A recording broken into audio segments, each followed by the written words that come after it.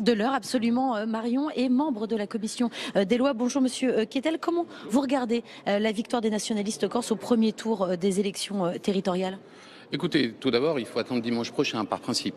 Maintenant, il est indéniable que le score réalisé par la liste menée par Gilles Simeoni est significatif. Significatif aussi de l'adhésion d'une majorité de la population au travail qu'il a pu réaliser depuis 2 ans, et aussi d'une aspiration certaine de la population corse à poursuivre l'œuvre engagée. Est-ce qu'il faut maintenant s'attendre à un bras de fer entre ces nationalistes et Paris?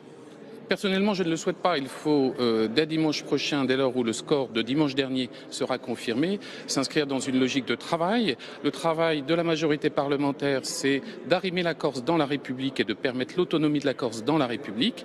Le travail de Gilles Simeoni et de celles et ceux avec lesquels il souhaitera travailler, ce sera de faire des propositions raisonnables qui peuvent être entendues pour un travail sur le court, le moyen et le long terme. Emmanuel Macron ne compte pas s'opposer à cette autonomie? Je ne suis pas dans le secret des dieux.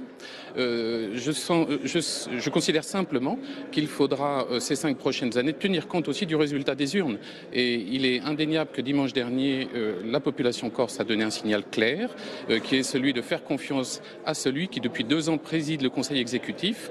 Et comme vous le savez, va se mettre place là la collectivité unique. C'est beaucoup de travail pour tout le monde et l'État français, la République ont tout à gagner à la réussite de ces nouvelles institutions.